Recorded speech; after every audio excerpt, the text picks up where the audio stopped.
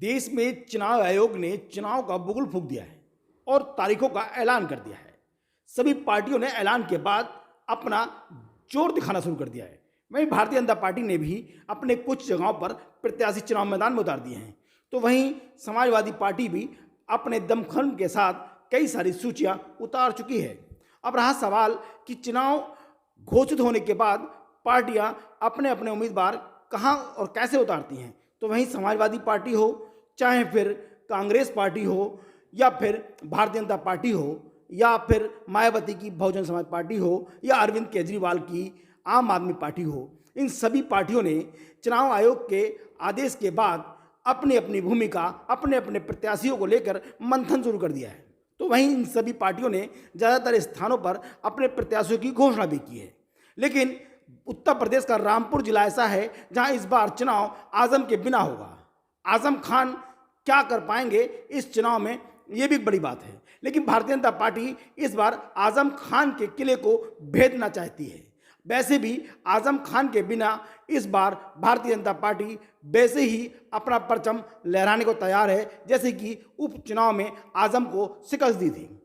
जानकार मानते हैं कि आजम के बिना ये चुनाव भी रोमांचक होगा। उनका वोट डालने का अधिकार पहले ही सजा होने के चलते उनका छिन चुका है। आजकल वह धोखाधड़ी के मामले में सीतापुर की जेल में बंद हैं।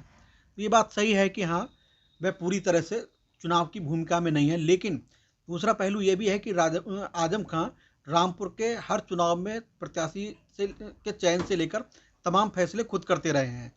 तो इस बार भी रामपुर का अभी तक टिकट घोषित नहीं किया गया है।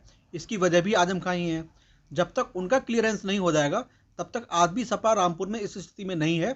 चाहे भले ही आजम खान जेल में हो, अखिलेश यादव भी रणनीति बना रहे हैं कि आजम खान की कैसे इस चुनाव में बाजी पलटे और कैसे आजम खान का निर्देश हो जो प्रत्याशी चुनाव मैदान में उतारा जाए, जिससे उनका खेल बिगड़ जाए। तो समाजवादी पार्टी के वरिष्ठ नेता आजम खान इन दिनों सीतापुर की जेल में बंद है और आजम खान को 4 मामलों में वैसी सजा हो चुकी है। 5वें मामले में 18 मार्च को सजा आनी है। आजम खान इन सभी मुद्दों को लेकर के चिंतित है। तो वहीं समाजवादी पार्टी भी मंथन कर रही है। अब सवाल उठता है कि रामपुर का लोकसभा चुनाव कैसे और कहां टिकेगा। तो समाजवादी पार्टी आजम खान के बगैर इस चुनाव मैदान पर होगी। तो वहीं भारतीय जनता पार्टी भी अपना दमखम दिखा रही है। भारतीय जनता पार्टी ने इस लोकसभा में घनश्याम सिंह लोधी को चुनाव मैदान में एक बार फिर उतारा है और उन पर भरोसा जताया है। घनश्याम सिंह लोधी एक बार फिर आजम का किला ध्वस्त करने में लगे हैं और आजम खान को आजम खान के अंदाज में ही जवाब देंगे। आपको ध्यान होगा जो पिछला चुनाव हुआ था 2022 का विधानसभा चुनाव, आजम खान उस समय भी जेल में थे। उसके बाद भी आजम खान ऐसे जीते। तब जब वह उस समय सांसद भी थे, वह यहाँ जीते। उनका प्रचार तो था, उनकी पत्नी ने, उनके बेटे ने यहाँ प्रचार किया था। तो ये तमाम चीज़ें हैं। तो अभी ज़्यादा कुछ नहीं कहा जा सकता जब तक प्रत्याशी का चयन ना हो जाए। अभी तो माहौल और चेंज होगा। विपिन जी, जैसे मान लीजिए कि अगर प्रत्याशी चुनाव मैदान में आता है और पहला चुनाव ऐसा हुआ कि आजम खान नहीं है जी, और तब कितना फर्क पड़ेगा भारतीय जनता पार्टी पर और समाजवादी पार्टी? देखिए, दोनों ही चीज़ें हैं। अभी जब तक प्रत्याशी तय ना हो तब तक तमाम चीज़ें जो हैं उन पर कुछ भी टीका टिप्पणी नहीं की जा सकती। जैसे एक तो सपा और कांग्रेस का गठबंधन है।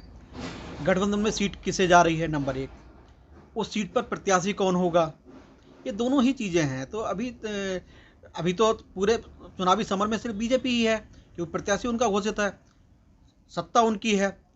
लेकिन चुनाव का माहौल तो रातों रात चेंज हो जाता है। तो अभी तमाम चीज़ें तय होंगी रवि जी जब प्रत्याशी का चयन हो जाएगा।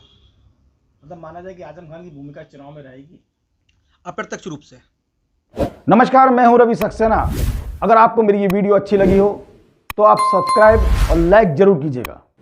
और हाँ, हमें सब्सक्राइब और फॉलो करना ना भूलें ताकि आपसे कोई नया अपडेट छूट ना पाए। जी हाँ, आप ध्यान रखें, हमारे साथ जुड़े रहिएगा रुहेलखंड समाचार पर और ये बेल आइकन को जरूर दबाते रखिए।